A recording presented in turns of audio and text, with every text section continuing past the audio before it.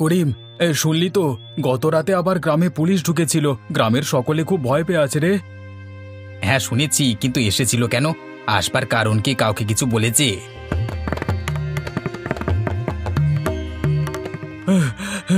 আরে শোন শোন, জঙ্গলের জঙ্গলের ওপারটাতে এক জায়গায় মাটির নিচে চুল্লি বানিয়ে মাংস পোড়াচ্ছে। সেই মাংস বাইরে বিক্রি করা হচ্ছে রে। এই ব্যবসা চলছে গত কয়েক মাস ধরে। মাটির নিচে মাংস পোড়াচ্ছে? এসব আবার কি আজে বাজে কাজ করছে? আর এসব করছে কে? শফিক চাচা আর তার ছেলেরা। কেউ এতদিন বুঝতেই পারিনি বাইরের কিছু লোকজনও এর সাথে জড়িত আছে নাকি। তাই নাকি? এইসব ব্যাপার স্যাপার এতদিন আমরা কেউ কিছু টের পেলাম না, কিন্তু পুলিশ জানলো কিভাবে? ওদের দল থেকেই কেউ একজন খবর দিয়েছে। তবে দেখবি এই কাণ্ড জানাজানি হলে শফিক চাচাদের দিন শেষ।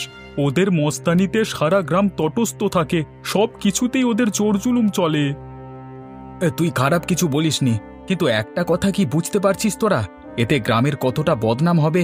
আমরা সবাই মিলে এই গ্রামটাকে এত সুন্দর করে গুছিয়ে রাখতে চাই, আর শফিক চাচার এই সমস্ত কাজকর্ম বাইরে ফাঁস হয়ে গেলে এই গ্রামকে নিয়ে সবার কি ধারণা হবে সেটা ভাব একবার। সত্যি এই শফিক চাচার জন্য আমরা সবাই ভুগবো মনে হচ্ছে। কি রে, এত তাড়াতাড়ি ফিরে এলি যে আজ? এরই মধ্যে মাঠের কাজ শেষ হয়ে গেল? কাজ শেষ হয়নি মা, ভয়ঙ্কর ঘটনা ঘটেছে গ্রামে। কি ঘটনা ঘটলো আবার? রোজই তো কিছু না কিছু শুনি, আজ আবার নতুন কি ঘটলো? জানো, আমাদের গ্রামের পাশে জঙ্গলটাতেই মাটির নিচে মাংস পোড়ানো হচ্ছে। কি বলিস? কিসের মাংস? কারা করছে এসব? শফিক চাচা আর তার ছেলেরা নাকি করছে। বাইরের কিছু লোকেও জড়িয়ে আছে। মাটির নিচে চুল্লি বানিয়ে মাংস পোড়ায়, তারপর বাইরে গিয়ে বিক্রি করে। আর পুরোটা করে চলেছে গোপনে। এতদিন পর্যন্ত গ্রামের কেউ সেভাবে টেরই পায়নি। কালকে রাতে পুলিশ পড়েছিল, তারপর গিয়ে সমস্ত কিছু জানা গেছে। এ কি, শফিক ভাই আবার এসব বেআইনি কাজে নামলো? এতদিন তো বেশ ভালো পথেই চলছিল, এবার মাটির নিচে মাংস পোড়ানো। গ্রামের সম্মান তো একদম ধুলোয় মিশে যাবে। হ্যাঁ মা, এই ব্যবসা জানাজানি হলে পুলিশও ছাড়বে না। গ্রামের মানুষের মাথায় হাত পড়ে যাবে। এসব ব্যবসা কখনো ভালো হয় না। অন্যায় করলেই তার শাস্তি পেতে হয়। আমি এতদিন ভাবছিলাম শফিক ভাই হয়তো বদলে গেছে, এখন তো দেখছি কিছুই হয়নি। এই পুলিশের ঝুট ঝামেলায় গ্রামের কতজনকে যে ভুগতে হবে তার কোনো ঠিক নেই। শফিকের পরিবারও হয়রান হবে। ওর ছেলেটার বয়সই বা কতটুকু? খুব চিন্তা হচ্ছে রে রফিক।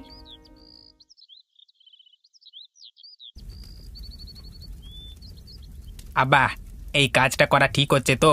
লোকজন টের পেলে কিন্তু আমাদের বিপদে পড়তে হবে। তুই শফিকের ছেলে হয়ে এত ভয় পাচ্ছিস কেন?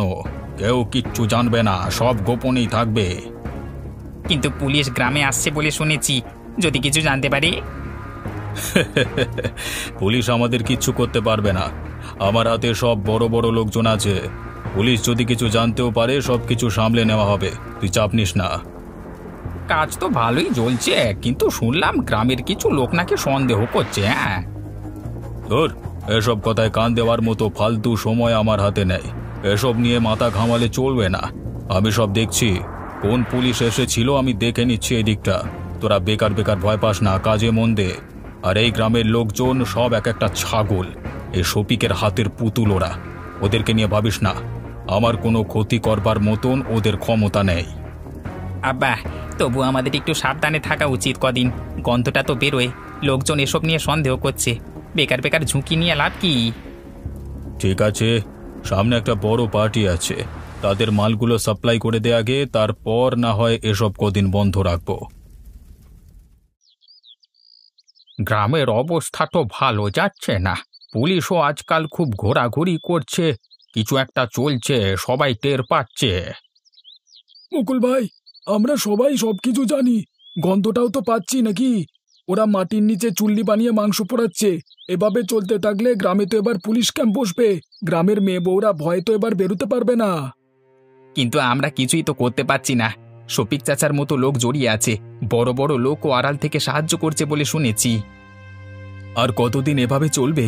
গ্রামের ইজ্জত নষ্ট হচ্ছে। আমি বলছি শোনো, আমাদেরই কিছু করতে হবে। পুলিশ যদি জানতে পারে আমাদেরও সন্দেহের চোখে দেখবে। ঠিকই বলেছিস রফিক, কিন্তু শফিকের বিরুদ্ধে দাঁড়ালে আমাদেরও কিন্তু বিপদ। নিশ্চিত ওর লোকজন আমাদের ছাড়বে না। শফিকের মাথার উপর সব বড় বড় লোকজনের হাত আছে। আমাদের উচিত সবাই মিলে একসাথে কিছু করা। এভাবে চুপ করে বসে থাকলে কিন্তু হবে না। কিন্তু সাহসের অভাব সবার, কেউই শফিকের মতো লোকের বিরুদ্ধে যেতে চায় না। আমরা কি করব? আচ্ছা, কাজ করলে হয় না? পুলিশের কাছে তো খবর আছে। পুলিশ শুধু জানে না যে এই কাজটা আসলে কে করছে। আমরা তো সবকিছু জানি। আমরা গিয়ে যদি পুলিশকে জানাই, পুলিশকে সাহায্য করলে পরবর্তীতে পুলিশও নিশ্চয়ই আমাদের সাহায্য করবে। এতে হয়তো কাজ হতে পারে। একবার পুলিশ যদি আমাদের সঙ্গ দেয়, তাহলে শফিকের লোকজনও আমাদের কোনো ক্ষতি করতে পারবে না। এই ব্যবসা আর কতদিন চলবে মিলন? পুলিশের গাড়ি দেখেছিস? তোর আব্বার ওপর আমার কিন্তু একটুও ভরসা নেই। ওকে নিয়ে আমার কোনো ভয় নেই, কিন্তু তোর জন্য আমার খুব ভয় লাগছে। আমিও ভয় পাচ্ছি আম্মু। আব্বা তো বলে কিছু হবে না, কিন্তু আমার ব্যাপারটা একদম আর ভালো লাগছে না। এর আগেও আব্বাকে আমি না করেছি এসব ব্যবসা করতে, আব্বা কোনো কথাই শোনে না। তোর আব্বাকে কি আমি কম বুঝেছি? সে তো বোঝার পাত্রই নয়। অন্যায় কাজের ফল একদিন সবাইকে ভোগ করতে হয়, কিন্তু আমার চিন্তা যে তোকে নিয়ে। একবার যদি পুলিশের খাতায় তোর নাম ওঠে, কি অবস্থা যে হবে তোর বুঝতে পারছিস? আজই আব্বার সাথে কথা বলবো। এই ব্যবসা চালানো আর সম্ভব নয়। কানা ঘুষো শুনতে পাচ্ছি, গ্রামের লোক যেন নাকি আমাদের বিপক্ষে চলে গেছে। দেখ, কথা বলে যদি তোর আব্বাকে বোঝাতে পারিস এই ব্যবসা বন্ধ করা খুব প্রয়োজন, নয়তো আমাদের পুরো পরিবার ধ্বংস হয়ে যাবে। আল্লাহ, মানুষটার মাথায় কি আর কোনোদিনও বুদ্ধি শুদ্ধি কিচ্ছু আসবে না? তোমার দয়ায় তো কম টাকা পয়সা নেই, তাও লোকটা লোভ যায় না। আমার ছেলেটাকে তুমি দেখো আল্লাহ, তার আব্বার অন্যায়ের ফল যেন আমার ছেলেটাকে না ভুগতে হয়।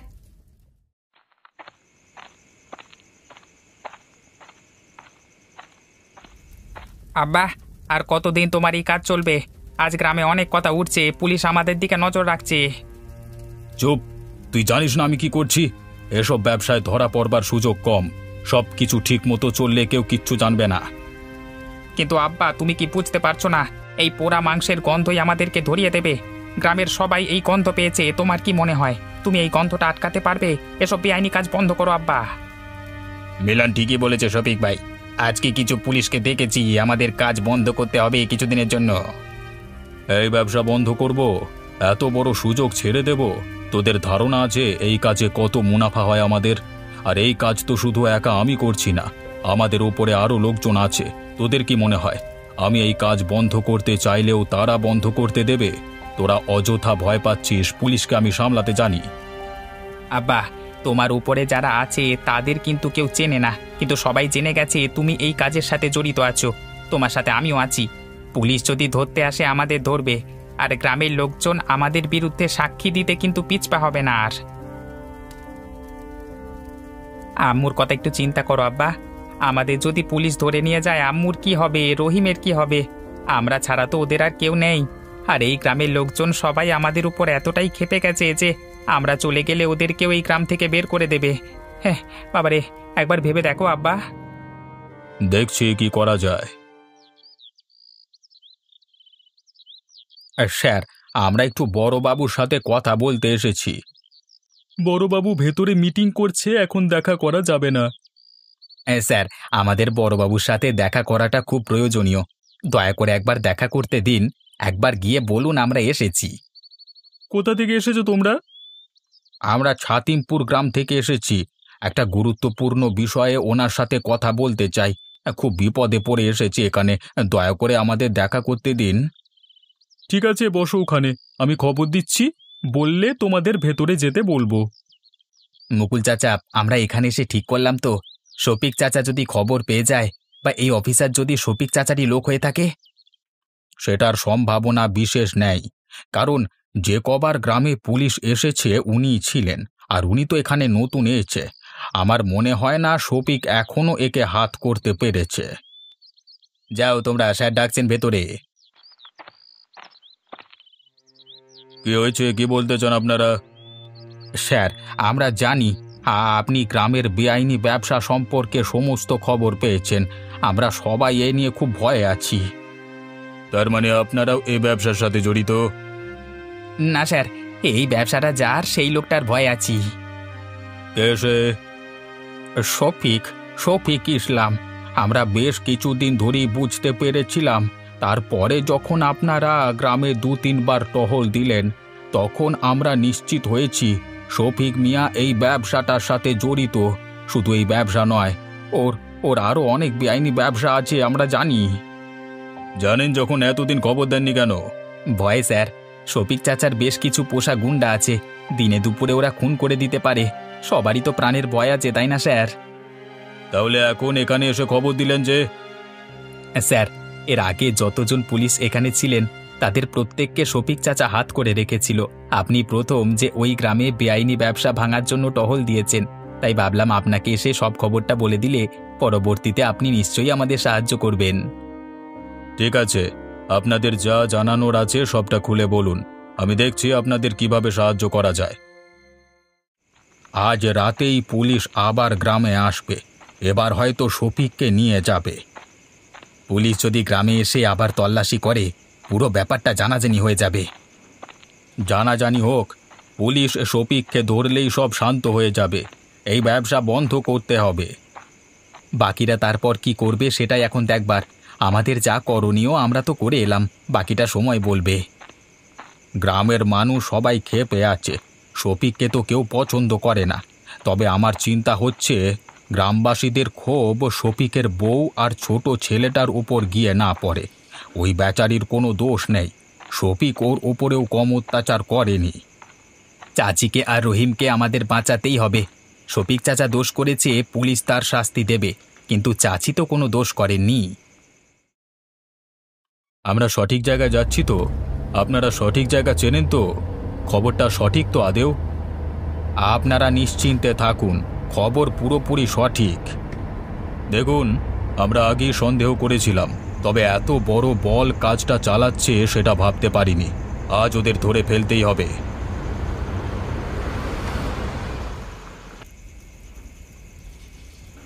পুলিশ এদিকে কি করছে? আমি তোমাকে বলেছিলাম না আব্বা, এই ব্যবসা বন্ধ করো। এবার ধরা পড়ে যাব মনে হয় আমরা। শফিক ভাই, দেরি হলে বড় বিপদ হয়ে যাবে। এখনই পালাতে হবে আমাদের। না, পালাবো না। কিছুই প্রমাণ করতে পারবো না, সব কিছু লোকানো আছে। শফিক, অনেক দিন ধরে তোমার বিরুদ্ধে অভিযোগ জমা হচ্ছে। আজকে সমস্ত প্রমাণ হাতে পেয়েছি। এবার আর পালানোর উপায় নেই। আমরা তোমাকে গ্রেফতার করছি। কিসের অভিযোগ? আর আমাকে গ্রেপ্তার করতে এসেছেন যে আপনারা? আপনাদের হাতে কি প্রমাণ আছে? পুলিশকে তার কাজ শিখিও না শফিক। আজ আমরা যথেষ্ট প্রমাণ নিয়েই তোমাকে গ্রেপ্তার করতে এসেছি। কিসের প্রমাণ? তোমরা কিছুই প্রমাণ করতে পারবে না। এই মাটির নিচে বানানো চুল্লি, পোড়া মাংসের গন্ধ, সব প্রমাণ, সব ধরা পড়েছে এতদিনে। আর চিন্তা করো না, তোমার বিরুদ্ধে সাক্ষীও রয়েছে যথেষ্ট। কার এত বড় সাহস আমার বিরুদ্ধে সাক্ষী দেবে? তার কৈফিয়ত তোমাকে দিতে আমরা বাধ্য নই। যেখানে দরকার সেখানে দেব, অনেক হয়েছে, এবার চলো। দেখলে তো আব্বু, আজকে আমার কথা বা আম্মুর কথা শুনলে পরে এই দিনটা আসতো না। তুমি কোনোদিনও কারোর কথা শোনো না। তুই চিন্তা করিস না বেটা, খুব বেশিক্ষণ আমাকে জেলে থাকতে হবে না। আমার উপরেও অনেক লোকজন আছে, তারাই আমাদের বের করবে। তারপর আমি দেখছি এই গ্রামে কার কত বড় সাহস। দয়া করে চুপ করো এবার। তুমি অনেক করেছো, আর করো না। অন্য কেউ যদি না থাকে আমি সাক্ষী দেব। আম্মুর জন্য অন্তত পক্ষে এটুকু আমি করব। চলো চলো, অনেক কথা হয়ে গেছে, বাকি কথা থানায় গিয়ে হবে।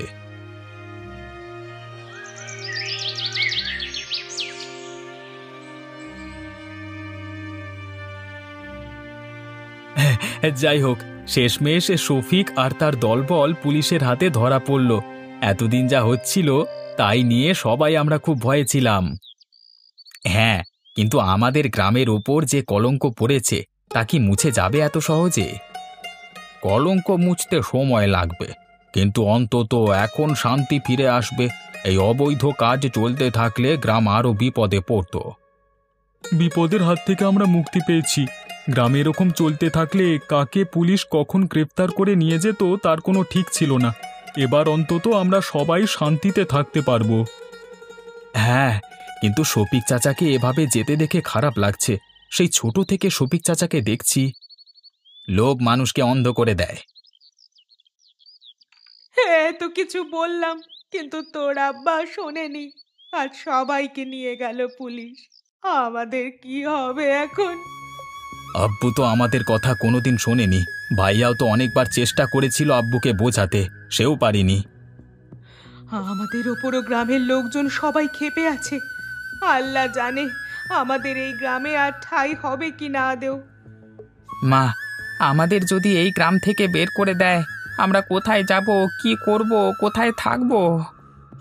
জানি না রে রহিম, তোর আব্বুর অন্যায়ের শাস্তি এবার মনে হচ্ছে আমাদেরকেও পেতে হবে। এই গ্রামের ওপরেও তো তোর আব্বু কম অন্যায় করেনি। শফিক ভুল করেছে, কিন্তু তার পরিবার তো কষ্টে আছে। তাদের কিভাবে সাহায্য করা যায় তা ভাবতে হবে। সাহায্য করব মানে? শফিক মিয়ার জন্য আমাদের গ্রামের এত বড় বদনাম হলো, তার পরিবারকেও আমাদের এই গ্রাম থেকে বের করে দিতে হবে। একমাত্র তাহলেই আমাদের গ্রামের বদনাম ঘুচবে। একদম ঠিক বলেছ। শফিকের এক ছেলেকে নিয়ে গেছে, কিন্তু আরেক ছেলে তো আছে এখনো। ওদের যদি গ্রাম থেকে বের না করে দেওয়া হয়, তাহলে এবার ছোট ছেলেটাও এই একই ব্যবসায় নামবে। চুপ করো তোমরা।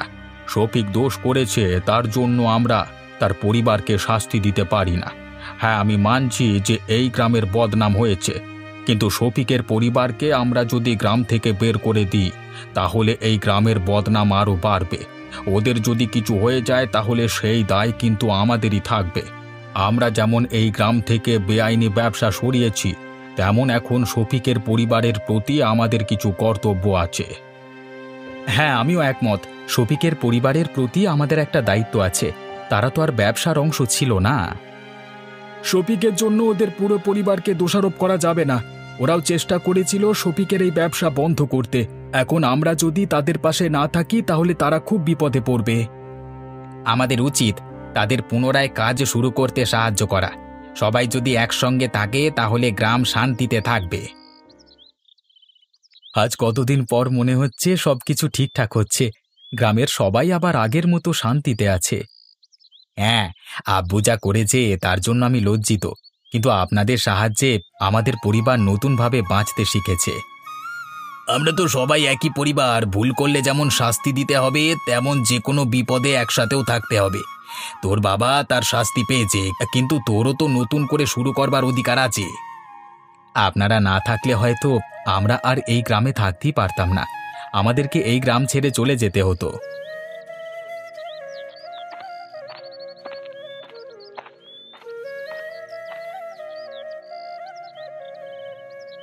কি গো মুকুল চাচা, তুমি এখন এখানে?